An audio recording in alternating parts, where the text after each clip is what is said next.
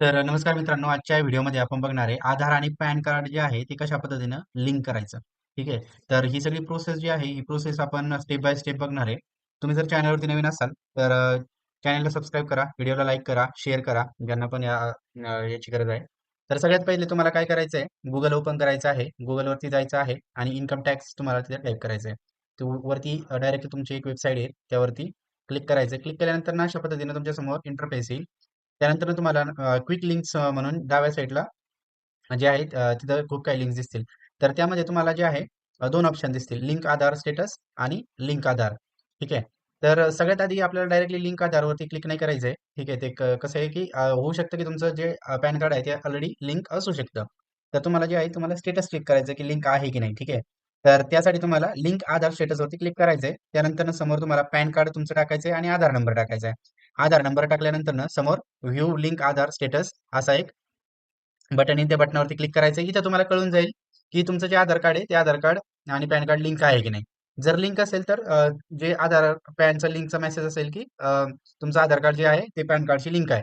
पण जर नसेल तर ते तुम्हाला सांगेल की PAN not link with Aadhaar card and please click on link Aadhaar. तर त्यावरती तुम्हाला क्लिक करायचं आहे. ठीक आहे. त्यावरती क्लिक केल्यानंतर ना तुम्हाला पॅन कार्ड नंबर टाकायचा आहे आणि खाली परत आधार नंबर टाकायचा आहे आणि व्हॅलिडेटवरती क्लिक करायचं आहे.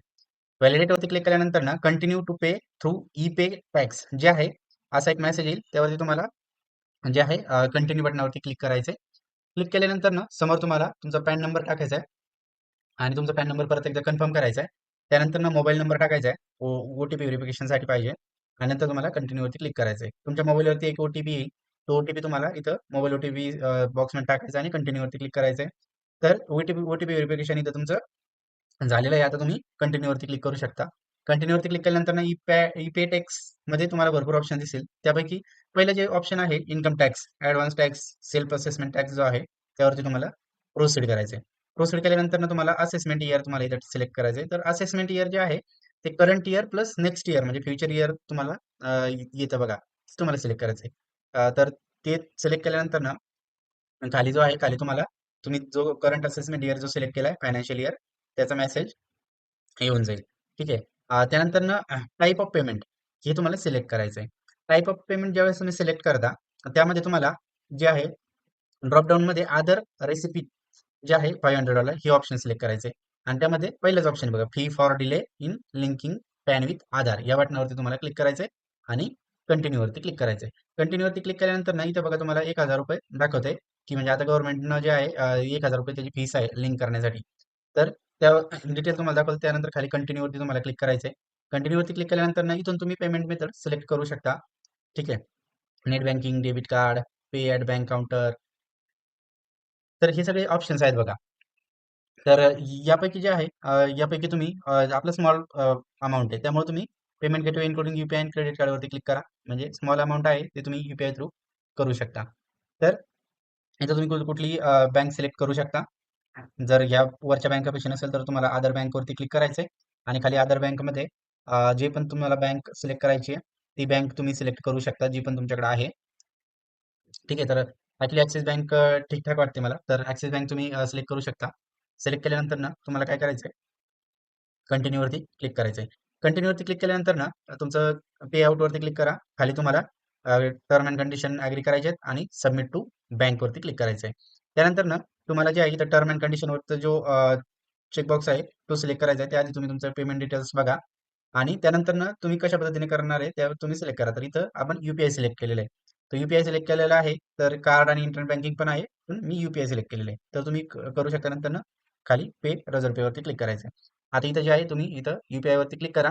वरती क्लिक केल्यानंतर ना एकतर तुम्ही डायरेक्टली तुमचा आयडी टाकू शकता आणि व्हेरिफाय पे करू शकता किंवा क्यूआर कोड थ्रू पण तुम्ही पे करू शकता. तर अशा पद्धतीनं जे आहे अशा पद्धतीनं तुमचं जे पेमेंट आहे तुमचं पेमेंट तुम्ही घरबसल्या करू शकता. दुसरी गोष्ट म्हणजे जोपर्यंत पेमेंट तुमचं सक्सेसफुली होत नाही, तुम्हाला काहीच करायचं नाही. पेमेंट झाल्यानंतर ना आहे असंच राहायचं. कुठल्याही प्रकारचं रिफ्रेश करायचं नाहीये किंवा तुम्हाला बॅक पण जायचं नाही. ठीक आहे. तर ते ऑटोमॅटिक पेज जे आहे पेज रिफ्रेश होतं आणि रिफ्रेश होऊन ते ऑटोमॅटिक मागच्या याच्यावरती जातं बघा. इथं तुम्ही रिफ्रेश वगैरे करू नका. तर अशा पद्धतीनं इथं येतं आणि इथं तुम्हाला तुमच्या सगळ्या स्टेप्स आहेत त्या कंप्लीट दाखवते आणि खाली जे आहे द चलन पेमेंट इज सक्सेसफुली मेसेज तुम्हाला येईल. तर हा मेसेज आल्यानंतर ना यामध्ये तुम्हाला जे आहे ते चलन तुम्हाला डाउनलोड करायचं आहे. डाउनलोड केल्यानंतर ना यामध्ये एक BRS कोड असतो बघा.